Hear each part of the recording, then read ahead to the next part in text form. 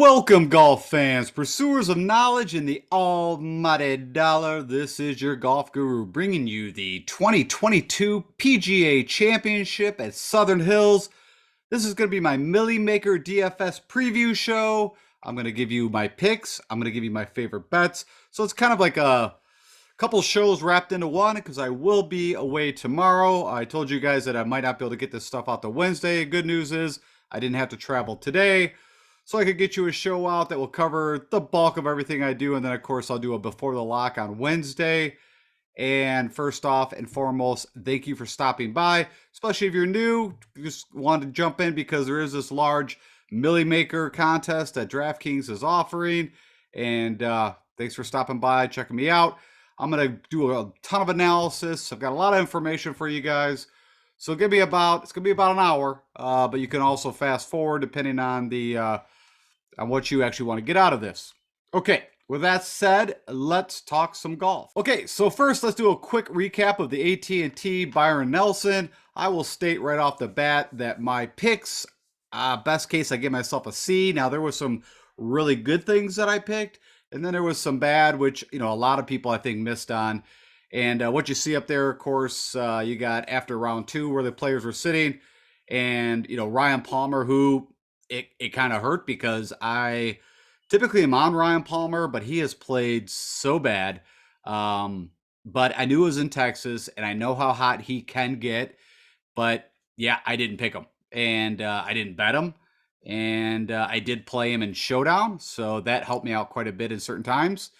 But of course, I did pick Sebastian Munoz. I don't know if he was on my on deck or unsung now. I don't know where he fit in, but he was within my top 15 picks. And I kind of told you guys this is going to be a good old fashioned score fest, putt fest. And the guys that I like on that is Sebastian Munoz. And as you also know, if you've been with me for a while, I picked Sebastian Munoz and bet him for a round one leader every tournament. I think I missed it one time and it burnt me. So if you did follow that, as I kind of stated on Twitter, you made some money right off the bat. Now I'm just going to kind of go through a few things. This David Skins, round two came out of nowhere. And you had these guys, right? I mean, it was like every round someone was shooting somewhere around 9 under to 11 under. If you were doing Showdown, it was trying to figure that out. And luckily, I did very well on Showdown and just picked the right guys on the right days. You had Justin Lauer who went low. You had Schwartzel again, like at the Masters, out of kind of nowhere, just, played really well. But that was kind of, my summation for like the first couple of rounds was just trying to figure out who was going to go low. You had some wind, it was a little bit of flight time, right? So Sebastian Munoz had a very early tee time on Thursday. And a little secret, not a big secret, but a little thing that I do, if you are on the betting side, what I always try to do is go, of course, for first round leaders, go look at the tee times and take the guys with the high odds early morning and bet a couple bucks on like the first 6 guys that go out. It's not a shocker for like a scoring fest. Now that this is not pertain to the PGA, but like the Shriners, TPC Craig Ranch, trying to think of another big scoring fest. There's always the Barbasol, the Barracuda. There's quite a few out there that, these guys will go 25 to 30 under. And in those circumstances, I always like to put some money on the early tee time guys, on anyone. It doesn't matter. Just it's crazy on the guys that could go off. I put Sebastian Munoz as a pretty damn good player, a really good ball striker. I guess he got a new putter, and that helped a bit. But typically, he's a pretty aggressive putter. And funny enough, he could have won that tournament. If you saw, I think it was on 16? I'm going to forget now. He had an eagle putt on one of the last couple holes that did a complete 360. Jordan just missed his. And then, of course, Sebastian had it and it did a 360. He missed that. And then he missed a birdie putt, I believe. Or maybe it was for eagle. It doesn't matter on the last. No, I think it was a birdie on 18 he needed because he hit it in the sand. Also, funny enough, Jordan Spieth, I picked from one and done, which shot me up quite a bit. Ended up a second place all alone. And funny enough, in the Pat Mayo one and done, I think I'm ranked 22 right now. So all I'm saying with that is don't give up. I was at one time like almost at 2,000. I kind of fell down. I've worked my way all the way up, but we still got a lot of golf. We'll see how that all works out. And then just kind of move through the rest of it. Of course, KH Lee. Well, here, let me pop that up. So there was my, of course, first round leader. He was 65 to 1. It was a nice payout. It really started my weekend off well. And it was a really weird tournament for me because last weekend, I think I did, I had in my top five guys, I had the winner, second place, second place. And that was for the Wells Fargo, of course, not at Quail.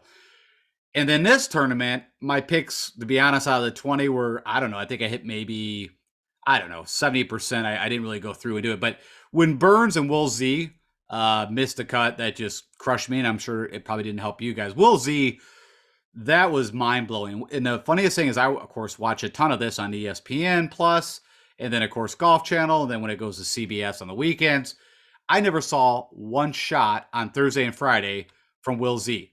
Now, I watched him, of course, on the PGA app where you can, do the shot link thing or PGA leaderboard and go in and he was all over the lot. And I don't know what was going on. It was the craziest thing. Of course, I tweeted out the night before about all his course history. And, he was out playing practice rounds and went out with Scheffler in like a little tournament thing, charity event they had, shot a 60, I don't know, 6. And I think Scheffler shot a 60. Like, everything said to me that Will Z could either win this thing or, be top 5 for sure. And if I didn't already use them, I think I used them at Arnold Palmer for some odd reason, if I remember right. I'd have been right with you guys that missed him on one and done because I know in the Pat Mayo, I think 17% played him, and I think Burns was played. So then, we talk about KH Lee, right, who won here last year. I think he was 250 to 1 last year. I missed that then.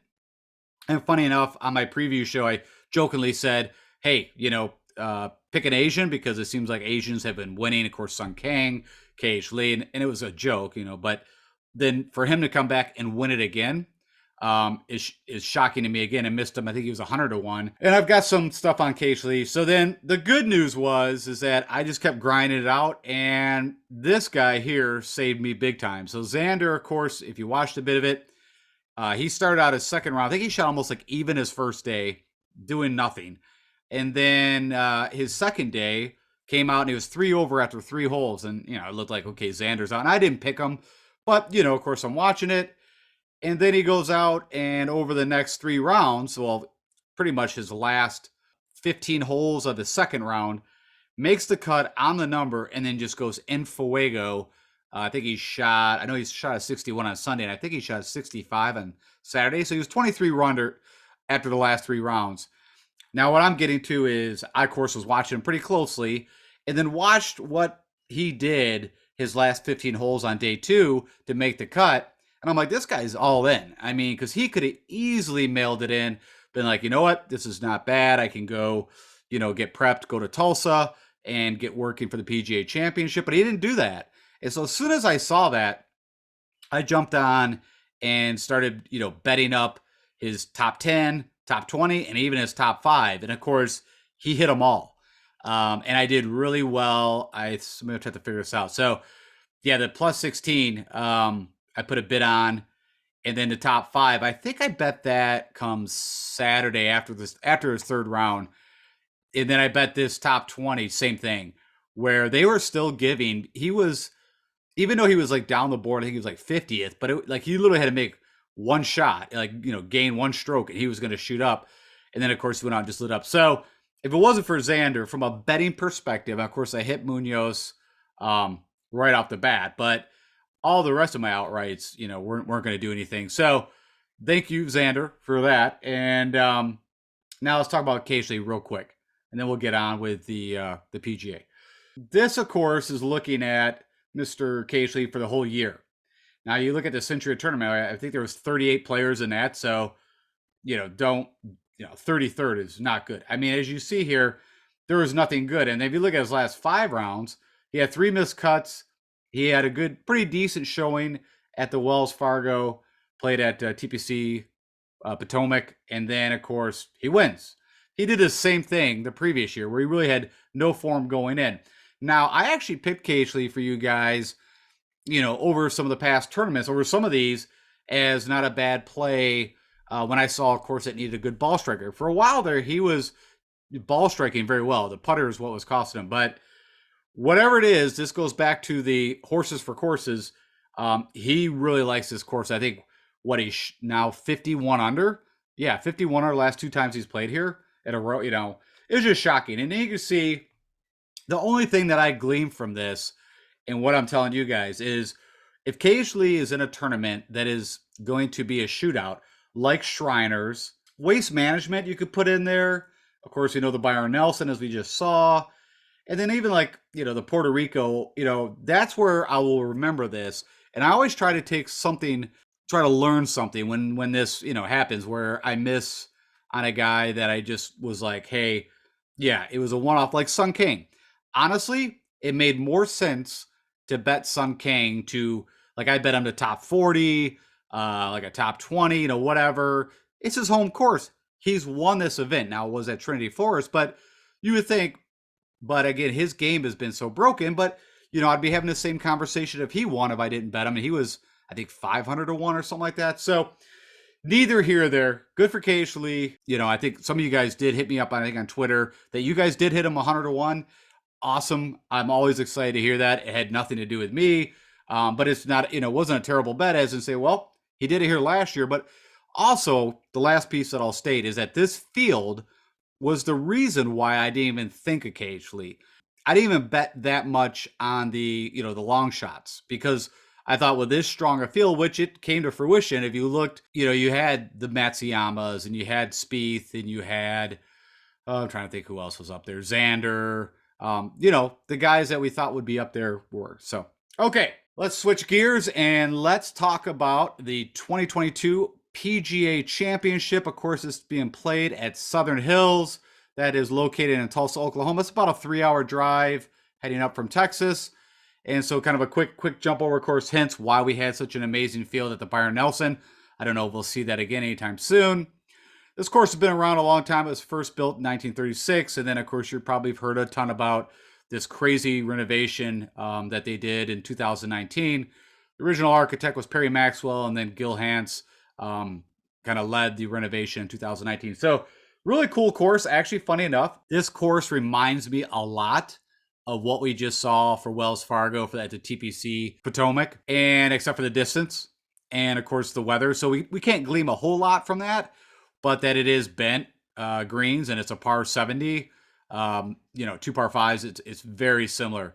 But this is going to be, which I'm sure if you've been listening to anybody else, it's going to be a very tough course. I mean, playing a par 70 at that kind of distance, and then when you get to start looking at this course and seeing what's out there on from the greens specifically, it is going to be a test of golf. Your fairways are going to be Bermuda, and then your rough is a Bermuda / tall fescue. Right now it's saying that the Bermuda coming from the superintendent information is going to be 2¼ inch. So not crazy, but Bermuda rough, especially if it gets a little damp, is very tricky to get out of. And I'm guessing that's what's going to be topped off on Wednesday.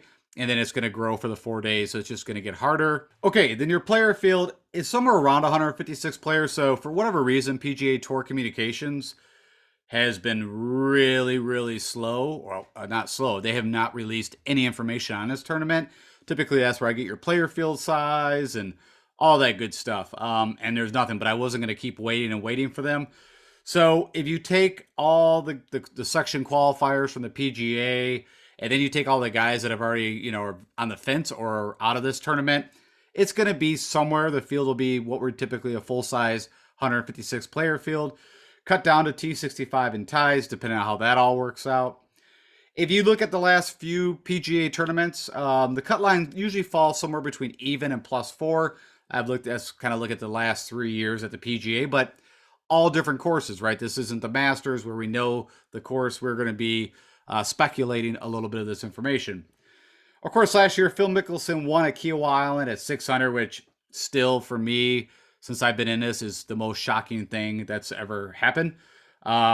Before that, you had Colin Morikawa back during COVID, where nobody was there, pretty much, and it was at TPC Harding Park, which I think was, I don't say it's easy, but it wasn't crazy hard course. So I think that worked out in Colin's favor. I'll just state that, is that, of course, he was in California.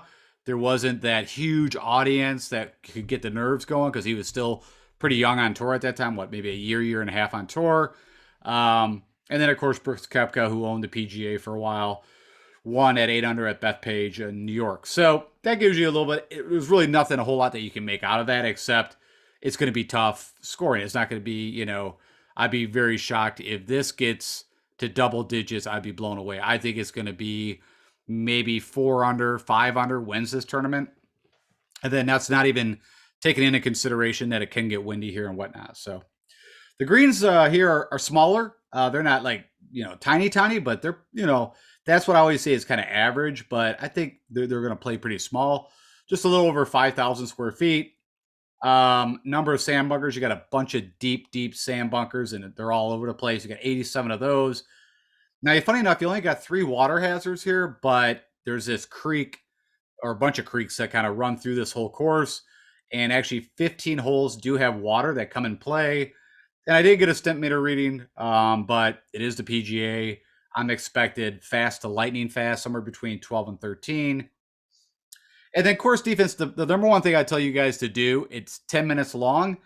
Go in on YouTube and type in Southern Hills Fried Egg. They do a really nice review of the renovation and the course. That's where I've looked at this a couple times, and it's given me a lot of, what I'm using here. And I mentioned these greens, smaller, they're very elevated, and they're mown very tight.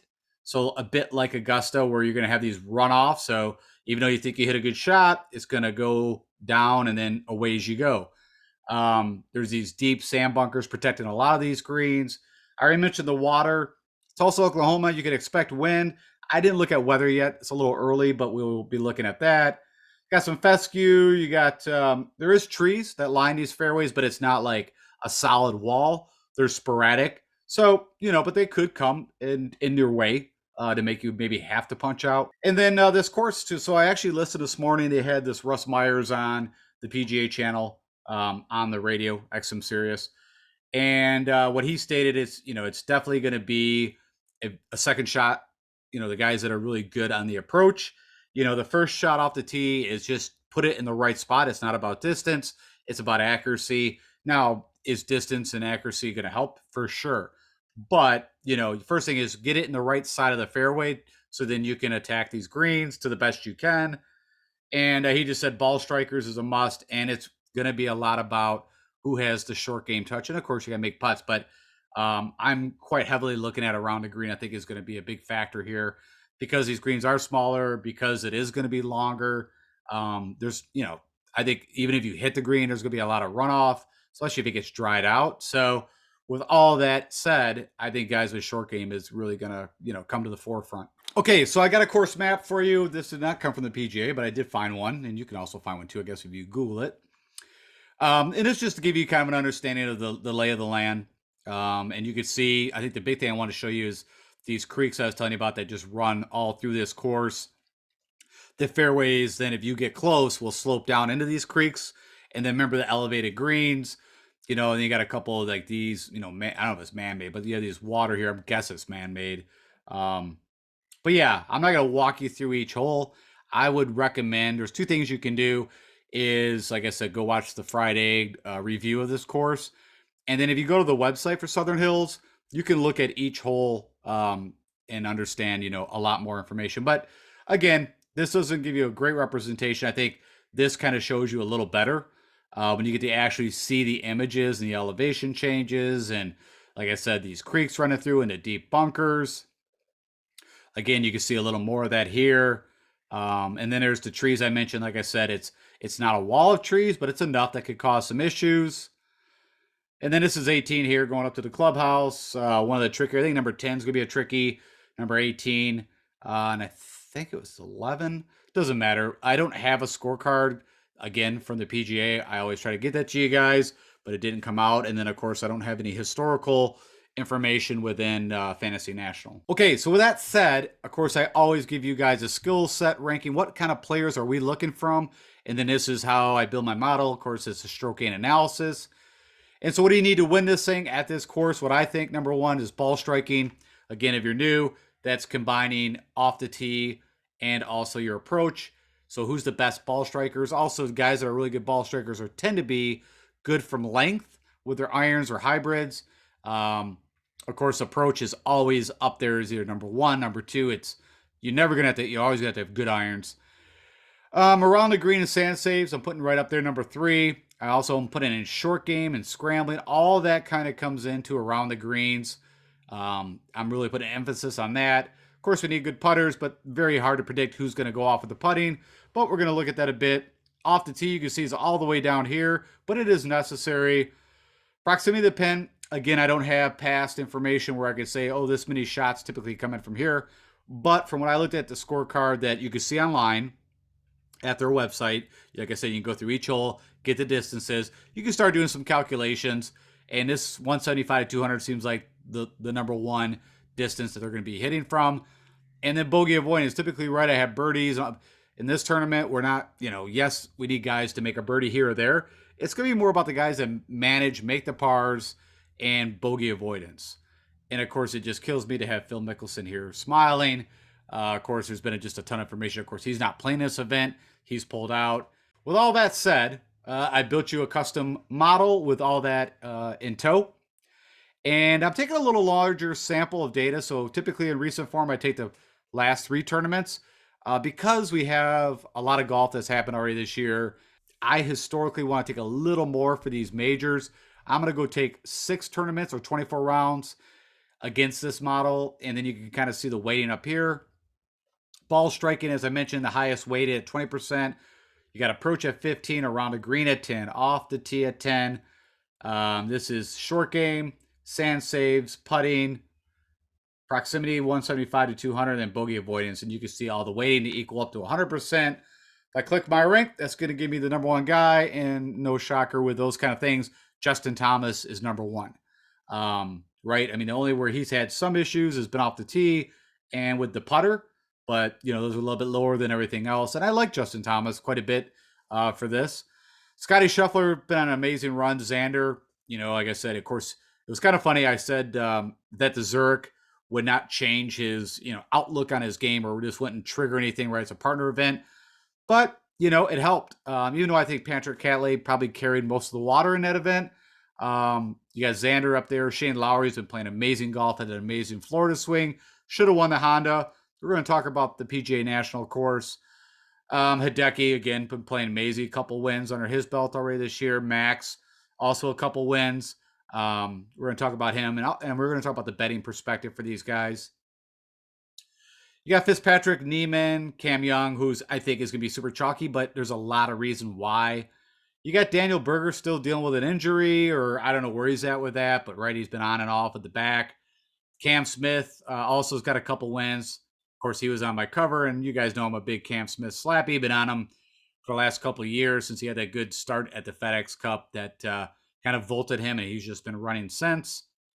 Rory, better form. You got Keegan's been great form. Sebastian Munoz, solid, and George Spieth. So, funny enough, I always tell you guys when I do a model and I see the names come up that I like, if you could literally, out of all the stuff that I'm going to show you, I think this is the best core sample of guys.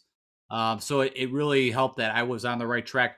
My perspective of what the guys need to be, and I like this group of 15. I think it's one of the better outputs from this field. So just want to make that little note. Hence this. So I also just typically I show you guys like what have past winners done well. I validate that the stroke gain areas are correct, but we don't have any history at this course. So I did at least want to give you, because I was interested, over the last few PGA tournaments, who's done, the best against this model. And that's all this is.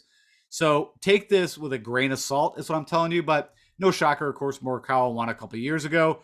Funny enough, Phil the Thrill does not come in here. So that was kind of interesting. Of course, he just won, of course, at Kiowa. But DJ pops up. And what this is pulling in, it would have been Harding Park. It would have pulled in Kiowa, Bethpage. I don't know if I pulled in Quill. There was a PG, but I don't even remember what that was. But it doesn't matter. Just to give you guys an idea. Here's a list of guys that come up. And again, I wouldn't hold this. I don't think it's a bad list.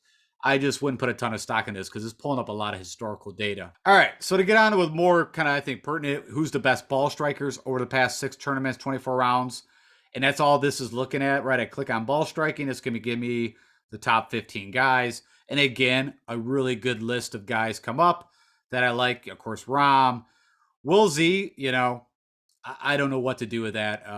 He's still an amazing ball striker, but that just is throwing me for quite a loop. I'm not holding it 100% against, but yeah.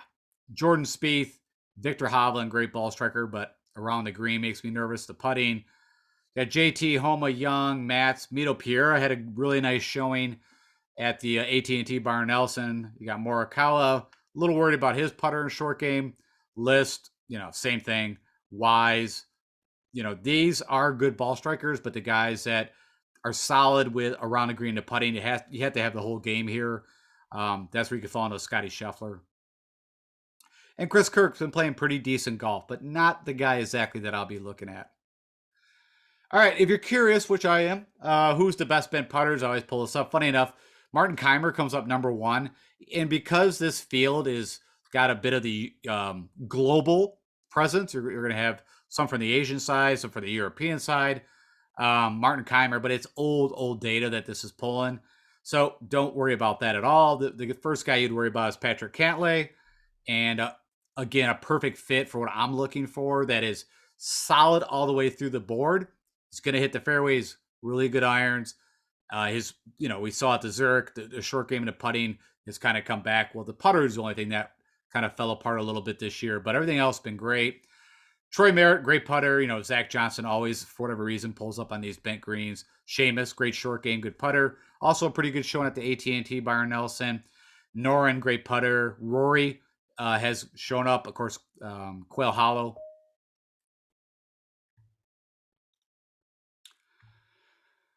Of course, Rory showed up at the Quail Hollow.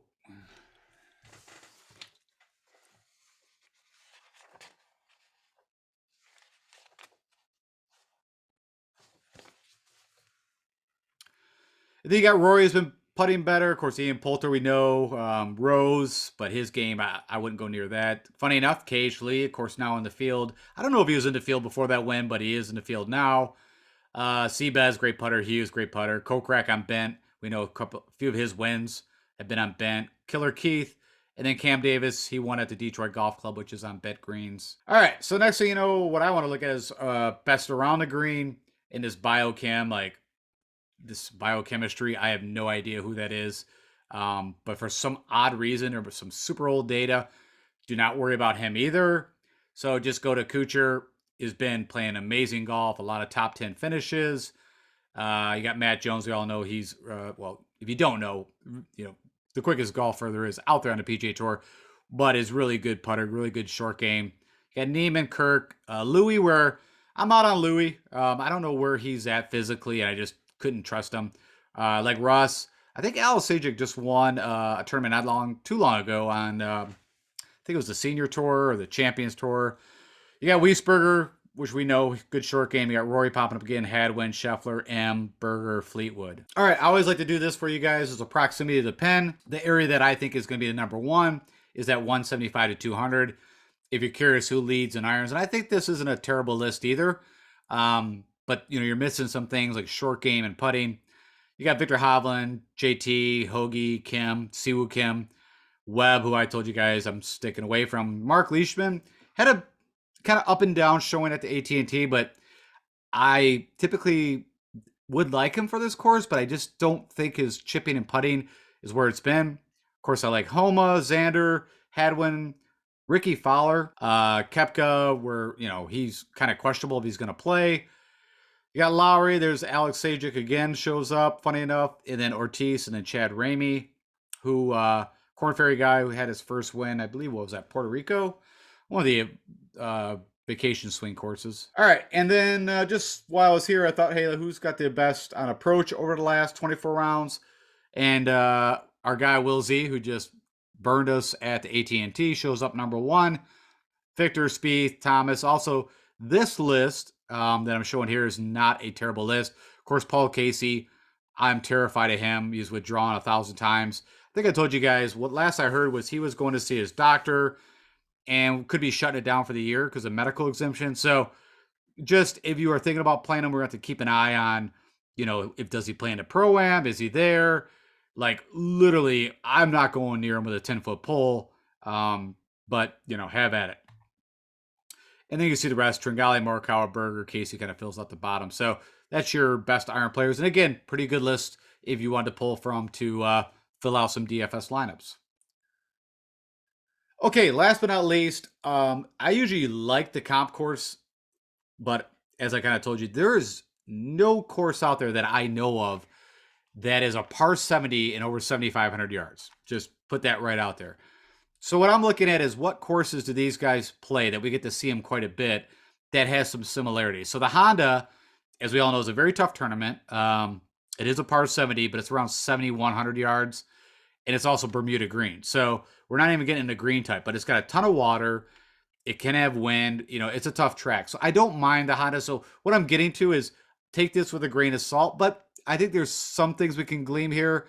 The 3M Open, which is bent greens. It's a par 71, ton of water, but a lot of these guys don't play that event to play the 3M Open. So, it's not going to, there's some, but pretty rare. The Valspar I think is pretty good too, right? It's another Florida swing course, par 71. It's a little more distance, but it's got a lot of water, but that's Bermuda greens. And then you get over to like the two main staples, tough courses. The Genesis, where of course at the Riviera, I believe is a par 71 off the top of my head, but it's got the length. But that's POA greens. And then Wells Fargo, got some similarities. It's got some elevation. It's got the trees, but that's Bermuda greens, but it's got the length, and that is also, I believe, a par 71. So what I'm getting to here is there's not a good, I don't think. The closest I think out of all these would be the Honda, but that's not even an amazing comparable. So take it with a grain of salt, but I was kind of interested in the list that did get pulled up. I mean, like I said, no issues with Rory. Again, we got another guy, Bryson DeChambeau, that, as far as I know, he's not playing, but we'll see how that all works out. You got Xander, Hovland, Lowry, Homa, Neiman, Berger, Rahm, Scott, Matz, Leishman, Tringali, Woodland, and JT. That's a nice list of guys, too, that you could use if you're, trying to pull from some lineups. But again, I typically like the comparable course model. I'm just giving you that little cause up front that don't fall in love with this because I don't think there's a ton. Honestly, the Wells Fargo that was just played at TPC Potomac would be, I think, a really good comparable course, but a lot of guys didn't play it. And also, the weather was terrible. So you can't really get a whole lot of information. But the way that course played, I think was very similar. Bent greens, all that. It would have been a great comp. It doesn't, not as long, but it's still pretty long for a par 70, I believe it was. Okay, with that said, let's talk about some of the guys that I like from a favorite bet side, and then we'll go over, jump into Fantasy National and do some analysis. I'll summarize my top 15 plays for you, then get you out of here. All right, starting off number one, Scotty Scheffler. I mean, no shocker. And just so you guys know, typically when I go through the betting side, I kind of lean towards the higher odds. In a major, as you probably know, it's typically the guys up top, the guys that don't have the best odds are going to win. But there is some plays that I like. Of course, Phil Mickelson did it last year. We've had a couple long shots at the PGA in the past, so it could definitely happen. But 15-1, I also got a 3 points increaser. So, if you're on DraftKings Sportsbook, you can get that to 18-1, but you can only bet up to $50 on that exact bet. But I like Scotty Scheffler, 15-1, of course. This course, everything should suit him. It'd be crazy if he won 2 majors, back-to-back majors, but we'll see. But yeah, betting him. Cam Smith, I mean, for me, this course, from what I see, should be a great Cam Smith course. I don't think he can get in too much trouble off the tee. Like I said, he's not like your OB or you're in just a thick thing of trees. It's, he can scramble, and that's where he'll struggle, of course, is the hook off the tee. But everything else should be a great fit. And 28-1, I like those odds. I actually don't have a problem with that. I believe I got that number on DraftKings Sportsbook. Russ Henley, same a little bit. He can, the tee ball. But other than that, he's one of the better iron players on approach. Pretty good putter. Of course, typically on Bermuda, I like him, but has shown up. We saw him not too long ago, and I'm going to forget, I think it was the U.S. Open where he got up there at top. So he can, he fell apart a little bit on Sunday, but I like Russ Henley, 65-1. That's a bit of a long shot. Of course, Cameron Young, I think, like I said, he's going to be super chalky. I like that 80-1. We saw him as I showed the Genesis or the Riviera. He's done great. The RBC Heritage. which, almost two, I think, different tracks at Harbortown. But yeah, 80 to 1, I bet that already. And then Max Homa, I actually got at 100 to 1. So I talked to you guys about this last week, right after Max won the Wells Fargo.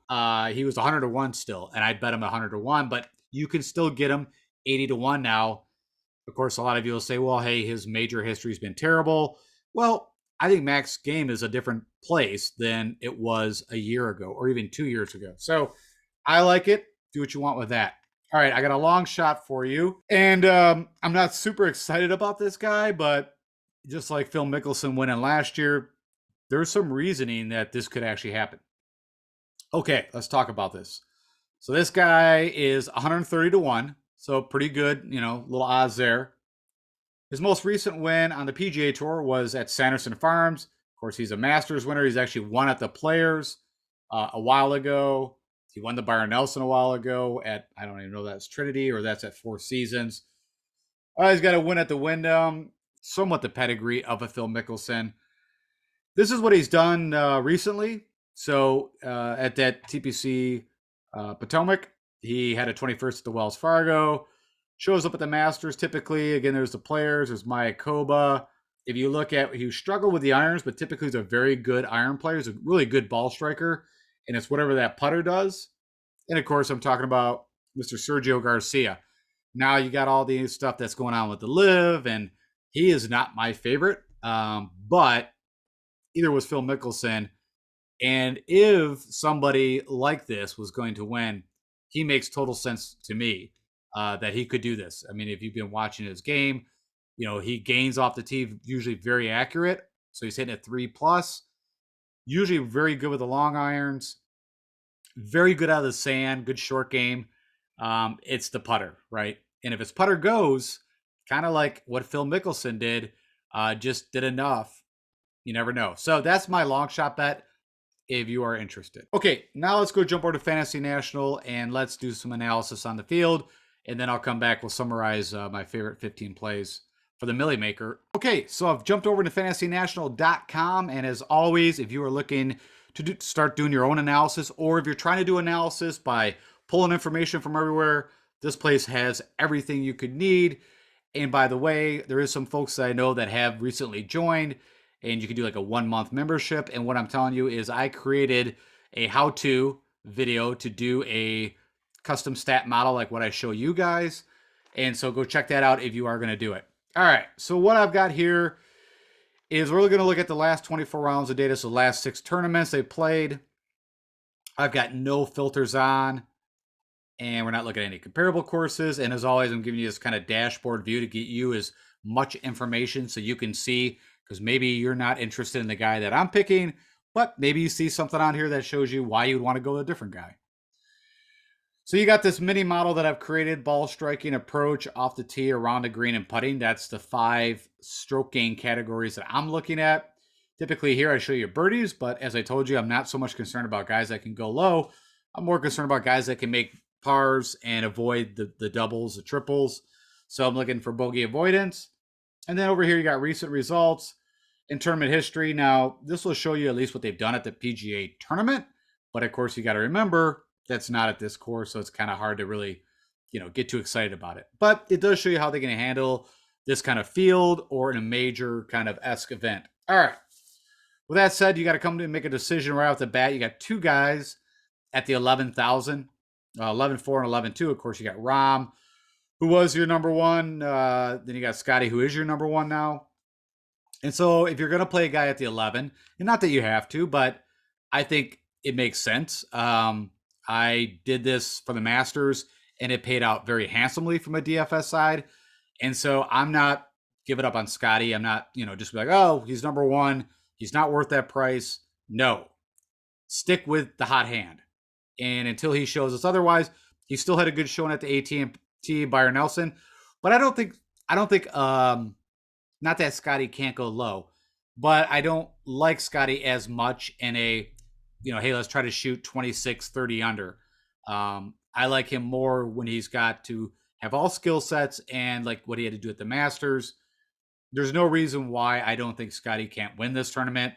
I mean, I wish I would have bet him before he started getting on his wins for all the majors because I think he could do very well at the U.S. Open. I think he'd do well at the Open. You already saw what he did at the Masters. So with that said, that's my guy. I don't think I have to sell you on it. You can see his past two PGAs. He had a T4, T8, so both that are in top tens. Of course, he's had 4 wins out of his last, I don't know now, 6 tournaments, whatever it is. So I don't have to sell you on him. I'm going with him. I'm playing him in DFS. I'm going to skip Rahm. You can see that, of course, the Mexico Open. It's the Mexico Open. I mean, there's another tournament that you want a guy that can go shoot out, which is funny because Rahm, not too long ago, was bitching about, hey, I hate these putting contests. I want, because what it does is allows other guys to have a shot at winning a tournament comparative, where in a tougher event, tougher field, you got to be very good at everything. Well, Rahm has not been that great, at least if you don't include the Mexico Open, at around the green or putting. And so that's what made a decision for me. You can also see his history here. Missed a cut in 2019. I don't have an issue with any of this. That T8, if you remember correctly, at Kiowa, if I remember right, he barely made the cut and then had a really good Sunday to move up to T8. Now, I'm not saying anything about that, as in that was a big reason why I went with Scheffler over Rahm, just for all reasoning that I've seen. If I had to pick between the two, I'm picking Scotty. All right, moving down the board, JT. You can see in my model, he comes up number 1. He's been doing real good at bogey avoidance. The putter has gotten better. That's what was holding him back earlier in the year. He's got a T3 at the Valspar, which, I said is a bit of a comparable. The Masters, pretty good showing. Of course, we just saw him at the AT&T Byron Nelson. He struggled a little bit with the driver there, but I'm not too concerned. Of course, he's got a win at the PGA back in 2017.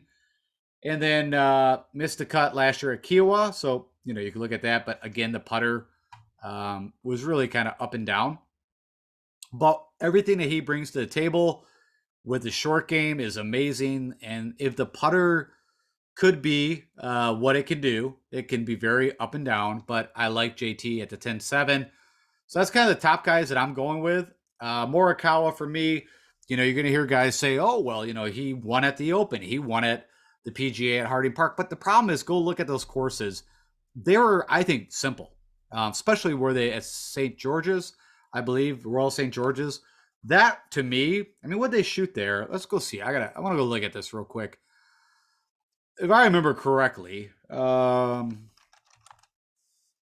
the Open, because I don't remember exactly. So Royal St. George's, it was a 70, but it was shorter. And I feel like it was a bit of a birdie fest. Shot 15 under for the Open.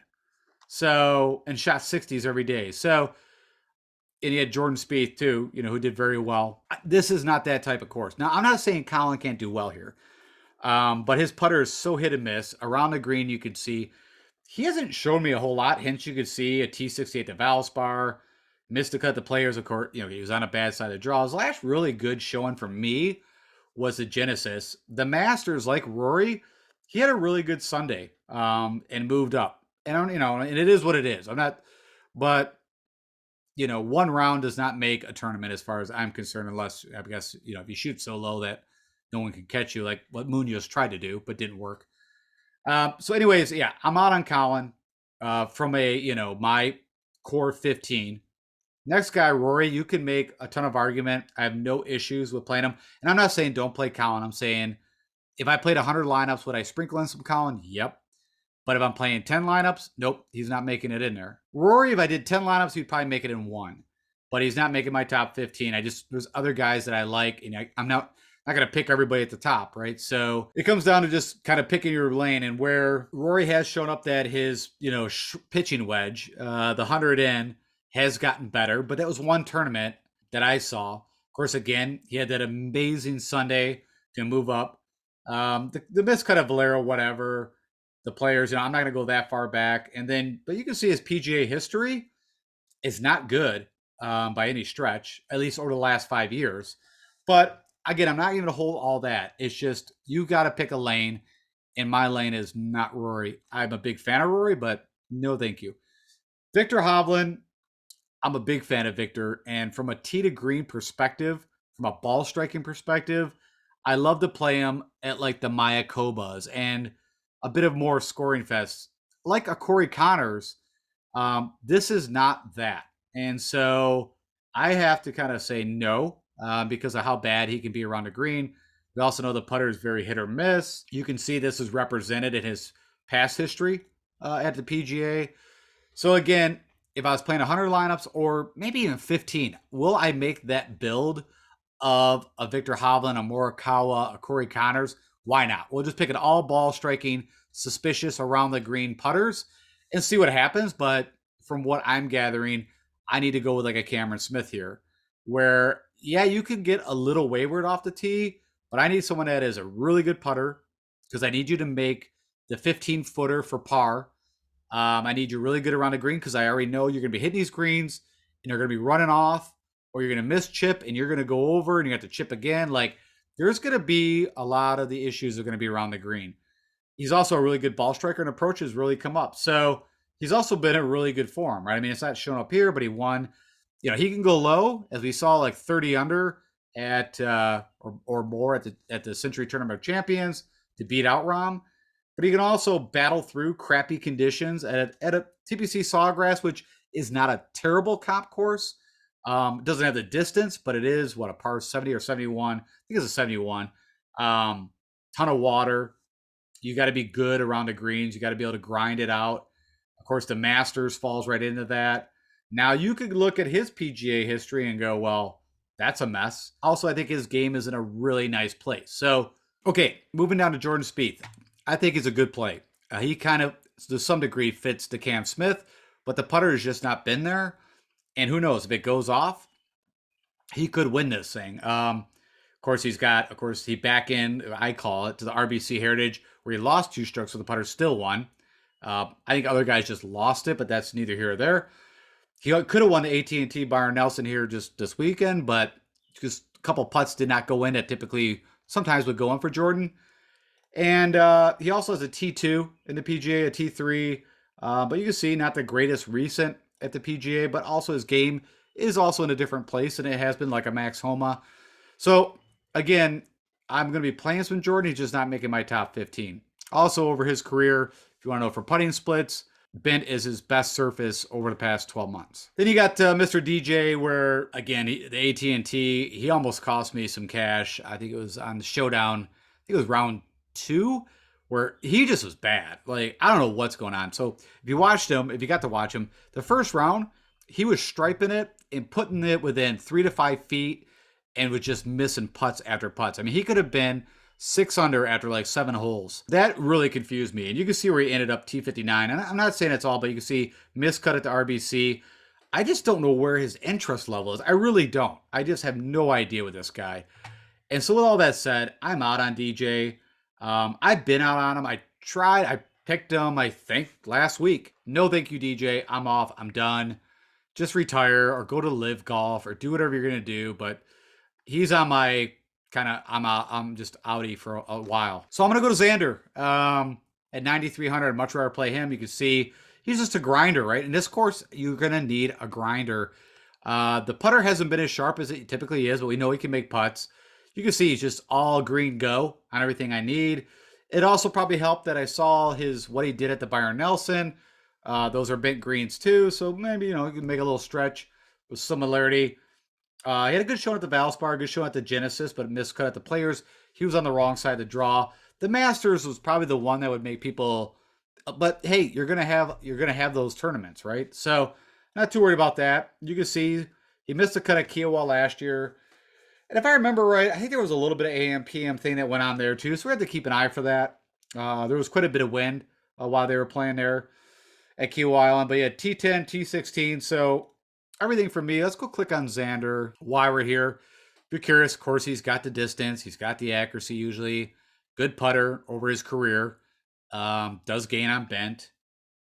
And just want to take a look at the sample, what we got going on here. So the Phoenix, he had that third where he kind of fired on everything. Just the putter kind of let him down. And then you can see the Byron Nelson gained everywhere. So that's good to see, right? I mean, the other two is ball striking. It's usually pretty good. Like I said, the Players, you can't hold any weight on that. It was just When did you get the tee off? Next guy you fall to is Hideki, and no issues. I can't even, I mean, Hideki's actually got a good, he's good out of the sand. He's good around the green. He's a good ball striker. It's the putter, that if he just needs, let's go take a look at what did he do? Because I didn't get to see live stroke gain putting. So he actually gained at the Byron Nelson almost 2 strokes. So that's good. Remember, this is cumulative. This is over the 4 rounds. Just want to note that.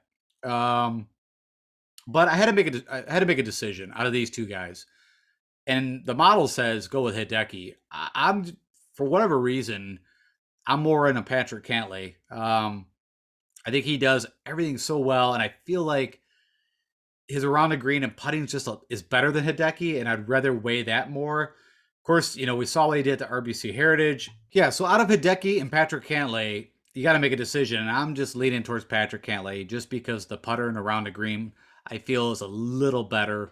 I think they're both really good plays, but if I had to make a choice, which I do, I'm going to go with Patrick Cantlay. Of course, his best showing is the Phoenix Open and the RBC Heritage. He's got the win at the Zurich. I wouldn't, I'm not putting a lot of weight into that, even though I think he carried quite a bit of it. You can see pretty decent showing at the PGA.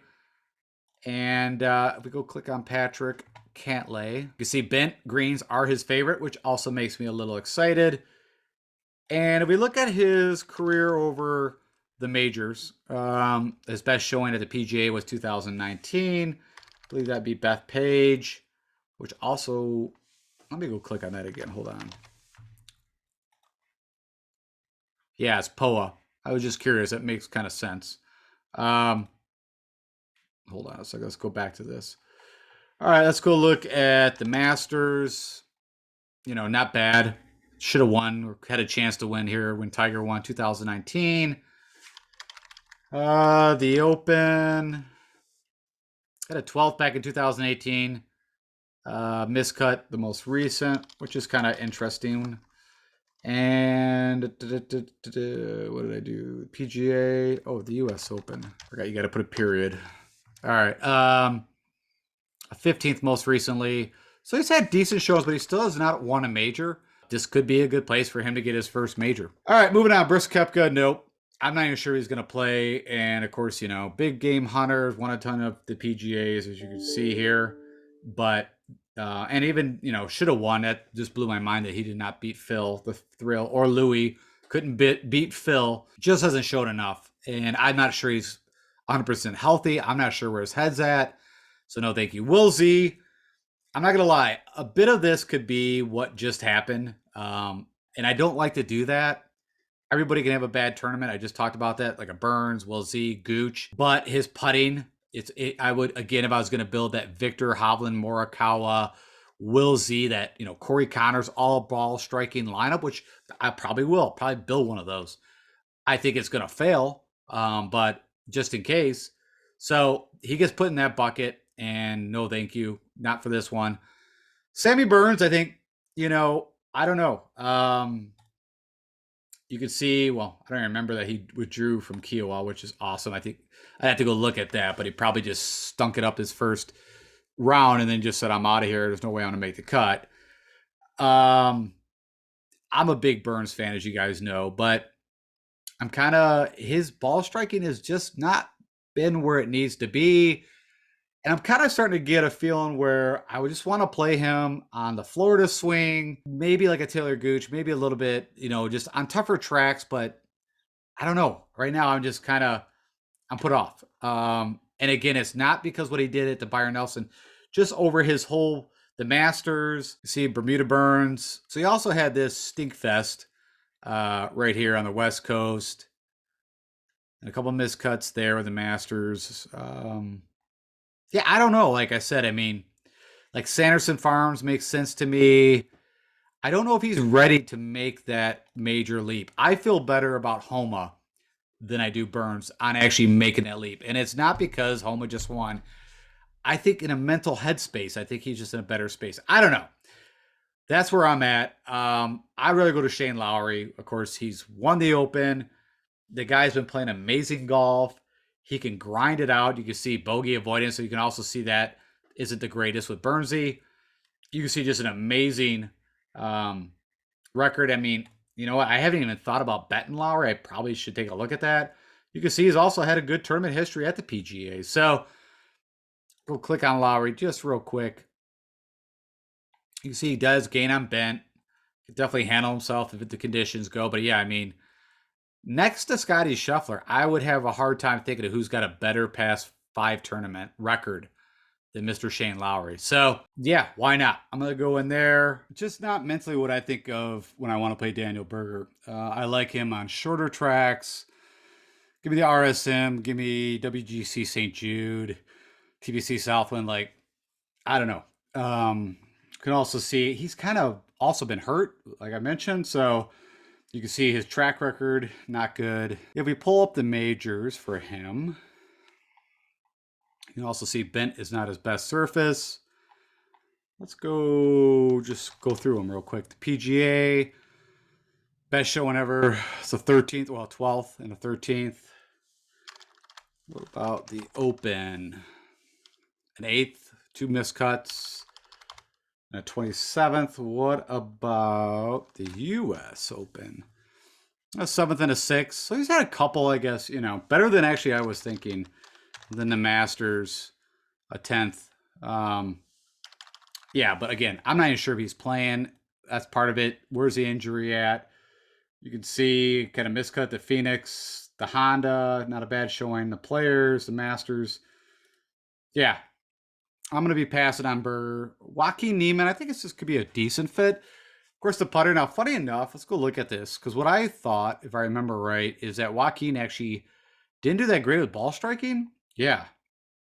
So he actually lost with his irons at the Byron Nelson, but was the first few rounds, of course, right, it was like 19 under going into Sunday. And then the putter finally, at one time, I think he was gaining like 3 or 4 strokes on the field with the putter. That finally kind of came back to, where he's usually at, but the irons just weren't doing what he needed. So hitting the ball really well off the tee. I'm not saying that's, again, the reason why he's not making my top core 15. I will sprinkle him in. Again, not bad to put in that kind of great ball striker build. Been playing good golf, of course, had the amazing win at the Genesis, wire to wire. And just like I'm playing Cameron Young, right, where he almost won there. So no issues, just not making my top 15. Sungjae M, I want to play him. I kind of look at him as a Patrick Cantlay, almost a cheaper Patrick Cantlay. I think they're very similar games if you kind of stack up their whole what they do. Um, I'd say Sungjae M's putter is not as good, but everything else, you can see bogey avoidance can grind it out. Pretty decent last 4 tournaments. But if I remember correctly, I think he played over in Korea, and I'm not sure if he's made it back to the States yet or going to make it back in time. You can see also not the greatest record at the PGA. Let's go see what he's done in majors. I don't think it's great, if I remember correctly. There you again, Bermuda's where he's had his best luck. He gains a little on bent. All right, so we looked at the PGA. 2 missed cuts, a 17th and a 42. Let's go look at the Open. Type it right. Only played the Open once, huh? Miscut. That's kind of interesting. About the U.S. Open. Played it 3 times. Made the cut twice. Best showing's a 22nd. And the Masters, he's had pretty good showings. Which, again, if I had to pick, I think Augusta is not a terrible comparable course for this. Just the green complexes are going to be pretty complicated. The runoffs. So, yeah, I want to play Sungjae Im. I just don't know if he's going to be available. So if he's not, if I had to give you a pivot play, I can't go up too far. What's the cost on Sungjae? He's 8,400. It's a great question. I guess I'd go Joaquin Niemann if Sungjae Im's not there. But DeChambeau, again, I don't think he's going to play, right? I mean, he's hurt. Even if he was going to play, no thank you. I'm just going to put it that way. I don't even worry about it. But if for some odd reason he decides he is going to try to tee it up, do not play him. Tiger Woods, right? Been practicing there a ton. Showed at the Masters. Had a decent first round, and then just that walk and all that. No, again, I'm not gonna play somebody injured. If he plays great, it's going to be all about Tiger Woods again and the coverage. And, and if Phil would have showed up, it'd have been all that too. So, no, thank you. Terrell Hatton's actually been playing some decent golf. Actually shocked me. I think it was a Wells Fargo. Yeah, I was like, I just expected him because he hasn't been. The driver's been kind of letting him down. And of course, once things go a little sideways for him, he could typically run pretty hot. Yeah, you can see he lost almost 4 strokes at the RBC, lost at the Players, but did gain 3 at the Wells Fargo, and the Valspar he gained a little bit. So I don't think it's a terrible play. I might sprinkle Hatton here or there. What's he done? Not the greatest recent PGA form. I don't know. I feel like I like him better when he's over in his home country for the Open than playing at the PGA. All right, Max Homa, I already told you guys. I already got a bet in on him. Super excited. Now, again, Max record. You can see not good at the PGA. And I don't think, let me go take a look here. So the Masters, he made the cut here recently at a 48th. The Open, once had a 40th. The U.S. Open, all missed cuts, and then the PGA. So, yeah, not the greatest history at majors, but I think his game's in a total different spot. Now, around the green can be, but I know he's been working hard on that. Everything else looks really good for that price tag. Give me Max. Louis, I don't know. Again, if he playing, he's been hurt. Of course, he withdrew from the Masters, right? Played what? I think it was after the 3rd hole on the first round he grabbed for his back, and I tweeted out like, "Adios!" Like, no way. And yeah, he pulled out. Corey Connors, already told you, put him in the all ball striking bucket, and you're good to go. But not the course that I'm looking for. Finau, nope. Again, no around the green, no putting. I don't need to go in. Really like Fitzpatrick. Again, fits that mold that I'm looking for. Can grind it out. Good around the green. Good putter. Not a terrible history at some of the majors. Abraham Answer, again, around the green. Just not going to do it for me. Webb, your game's, in my eyes, is just broken still. I actually like Leishman, but he's just not been playing up to speed. Noah Scott, Tommy Fleetwood, I don't think it's a bad play. I got nothing bad to say. I think he could fit what we need here. He's just not making my top 15. And then I think what we got here. Okay, yeah, we got to move through these because so let's just talk about the guys I'm going with. Cameron Young, you can see number 2 in my model, does everything I want. 7,600. He's going to be super chalky. You can see, of course, really good showing. Don't think he'll win this. I know I bet him. It'd be crazy if he did. But of course, also you're not seeing the Riviera. Let's go see what he does on Bet real fast. So the little bit of information we have, Bermuda's is only surface he's gained now with the putter, but we'll see. Day's actually, playing a little bit better golf, but I think that is such a touchy. I don't know. It just makes me nervous. It's almost like trying to play Louis. Keegan Bradley's actually been playing really good golf too. I think 7,500. He might be one of the better values on the board. So yeah, Keegan Bradley's been playing amazing golf, doing everything. He's actually putting now, and he has won a PGA. I think it was around his rookie year, 2011. It doesn't even show up. I think their information goes back to like 2013. But let's go take a quick look here. What Mr. Keegan's been doing very well. So gained 10 strokes with the putter. That's freaking ridiculous. That's got to be his best putting ever. No, he had 12. It was his tied for second best ever. But yeah, I like Keegan, and he's getting some confidence with the putter. Taylor Gooch. Of course, I didn't pick him for the AT&T, but it was pretty shocking. I think I played him in Showdown the first day, and he just was brutal. But like a Will Z, I'm not going to hold it against him. I think he is a little better around the green and putting than those other guys. So I'm going to play him. He's making my top 15. I'm going to give him a go. The ownership's low. You can see he can grind it out. He can play those big boy courses. I'm putting in Gooch. Casey, no, I already talked about him. I think we're just not even sure that he's going to play. He was, talking about medical exemption. So not going near that. Billy Ho. I'm a fan of Billy Ho. Some people just can't stand him, but he does everything. The putting around the green, he's been ball striking great. Pretty good, solid showing at the PGA. So I'm in on Billy Ho.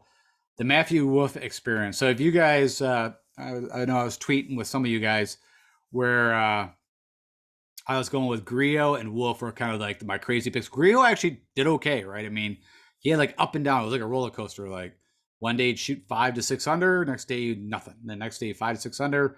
So at least Grillo's showing little hints. Matthew Wolff had that one, round one at the Wells Fargo. He's just a disaster. I actually feel bad, and I've talked about this so many times with this guy. I hope the game comes back. I like him. I can't play him. No, thank you, Bubba. No on Kokrak. He could literally get in a sand trap and never get out. Gary Woodland, right? I mean, it's just been so Jekyll or Hyde. You could make arguments to play Gary. Maybe I might even sprinkle him in. I'm gonna go ahead and tell you right now, and just being fully transparent, that I actually bet Patrick Reed because it is more of what I know of past Patrick Reed than what he actually is today. But this is a course that if he can hit the fairways and he gets his ball striking back, and around a green has gotten a little better. So just so you guys know, I mean, his around a green last year was not that great. The putter's not been that great compared to what he used to be. But I forgot what the odds were. I got him like 100 something to 1. And I just thought, I'm going to throw a few bucks on it. Just that's it. But I'm not telling you to play him. I'm telling you, if you want to go with like a Sergio Garcia kind of bet, Patrick Reed would be another guy that high odds, maybe lightning in a bottle. You can see last year T17 at the PGA, T13, T2. I mean, it's not a terrible bet. Justin Rose, he's been bad. But who knows, right? I mean, he came out of nowhere when he had that good showing at the Masters a couple years ago, to 2 years ago. So he's got a decent all around game. Let's just go take a look. I gotta go look at Justin Rose. Let's figure out what's going on here. So you can see typically a pretty good putter. Yeah, I mean everything is just red. Just trying to see. So the Farmers, he kind of showed up. PGA, funny enough, last year. So he would be a sneaky kind of play down here, especially with his ownership. In a large GPP, that is not a terrible play. I'm just gonna put that out there. I might sprinkle him. That's all I'm telling you. If you're doing a lot of lineups in that $25 game, he could be a differentiator. Uh, Garcia is right there too, though. I mean, his ownership right now is at 5.5. We'll see how that goes. He's my last guy in for you guys. I already told you I'm betting him. I like him. It's a hard pick, but I'm doing it. Oh, wait, I got one more. Then Henley. Straka makes sense. You got these guys right here. There's Luke List, fits right into that ball striking, extraordinary. You can see Luke List's putter doesn't even register so bad. Yeah. These guys, I think out of these three, I'd play Straka. He didn't have that good showing at the Byron Nelson, but the Honda he won, I said it's a good comparable course. So I'm going with Russ, and we'll see how that works out. You could definitely make an argument that why are you not playing Straka over Russ Henley? I guess I'm looking for a little bit of upside. I know what Russ Henley, when he fires, what he can do. Let's click on him real quick. See, he really likes. I mean, that's older data. He's not even that good putting on Bermuda typically. So let's go look at the PGA. Best shown was a 12th way back 2015, but he's made the cut a bunch. The U.S. Open. I think that's where he showed up and had a chance there, and then fell apart on Sunday. The Open, not so much. And the Masters. Pretty good showing at the Masters every time. Again, I think Augusta's not a terrible comparable. Hey, I like that. Augusta's not a terrible comparable. All right, that's it. That's as far as I'm going. I think that was enough analysis. Give you guys enough to kind of go with. Let's go jump out, wrap this thing up, and get you guys out of here. Okay, so to give you my top 15 picks, starting out with my top 5, which I call my Fab 5. To summarize it for you, ready? Scotty Scheffler, don't think I need to sell you. 4 wins out of the last, 6, 7 tournaments now. Won the Masters. Oklahoma's pretty much like Texas as far as I'm concerned. All reasons that he could do very well here, playing amazing golf. I'm all in. Bet him 15 to 1. JT, Just going to need the putter. Everything else looks really good, JT. I believe he's also won a PGA tournament or PGA championship. So go get another one. Mr. Cam Smith, you are due to win a major. Won the Players, but it's been nipping, right? A couple close shots at the Masters. Everything that I see with him should do very well here. If I could only pick one guy, it'd be Cam Smith. So I'll just let you know that. If it was like pick the one guy for like one and done, but I already used it for one and done.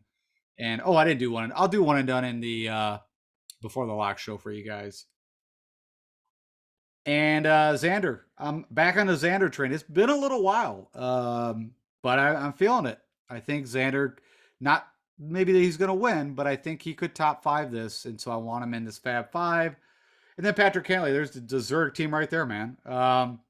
Just all around. So I either want you solid at every aspect, and of course I'm looking at pricing to make it work, or I need you to be very elite in everything, but maybe off the tee, elite in everything but the putter. So these guys kind of flip flop on that. So yeah, that's my top five guys that I'm going to be building a lot of my lineups with, starting like first two guys in, and then kind of the middle tiers where it kind of build out. On deck, of course, Lowry just playing amazing golf, and I need to go look and bet him while I think of it. Max Homa, already bet him, got him 100 to 1, but like I said, he's still out there 80 to 1. I think it's a great play. Mr. Fitzpatrick, just a solid game. We're kind of still waiting for him to get actually a PGA Tour victory. Sungjae Im, don't know if he's going to play. I told you if he's not in, I'll go with Neiman. But we'll see if he's going to make it back to the States to play. But just an amazing tee to green game. The putter, could be a little off. And then Cameron Young, again, this guy, to me, is rookie of the year. Everything I've just seen is just amazing. So let's see if we can put it all together. And again, I'm looking like a top 10, top 15 out of him. But I also bet him. So we'll see, 80 to 1. All right, here's my unsung to fill out the bottom of your lineups. And then, of course, I'm going to do my cheapies tomorrow. But or Wednesday. All right, Keegan Bradley, again, great. I think great value. We were just paying what, 9,800 for him at the Wells Fargo. So nice little discount. Been amazing with the putter. Great ball striker as always. Also 2011, I think, like I said, his rookie year, won the PGA. So hey, why not again? Taylor Gooch, need you to get back to what you do. I think of you as great ball striker. The putter, around the green's not bad. So let's just get back to that kind of form. For whatever reason, I think a lot of people don't like to play Billy Ho, and I have no problem playing Billy Ho. So good ball striker, great, good around the greens. Actually, can luck sack in some stuff. You're gonna need that. And putting, might actually look at betting Billy Ho. See where his odds are. Sergio Garcia, I told you I bet him 130 to 1. Not my favorite guy. But if a goofy kind of PGA victory like last year could happen, it would be Sergio Garcia that I could see doing that. Funny enough, when I pulled up comp courses that he likes, like Valhalla, some of the European courses came up, and he likes very technical tracks. So just a side note, that's also part of the reason why I bet him and why he's in here. And Mr. Russ Henley, kind of my FOMO pick, I'd say, where, as you guys know, I've been waiting for him to win for now 2 years. He's been just close. He's got this elite skill set. I'm not saying this course is perfect for it, but whenever you have elite irons, pretty decent off tee, pretty good short game, and pretty good putter, for his price tag, what I got to pick out of, I'm going to go with Russ Henley. And that's it. That's my super Milli-Maker show. I got you guys the preview. I got you guys the analysis. I got you my bets. I got you my top 15 plays. I got a lot done today for you guys. I know it took a little while. Good news is you've got the markers that you can kind of skip around and do whatever you want. So, hey, thanks for spending the time with me. I hope this helps, and I hope we have an amazing PGA Championship. I will have a show out Wednesday, my Before the Lock show, where I will go through ownership projections, weather. There's probably going to be a lot of information that comes out that just I didn't have today that I will make sure I update you guys on. So don't miss that show. It's probably going to be pretty important, and I'll talk to you guys on Wednesday. Have a great day.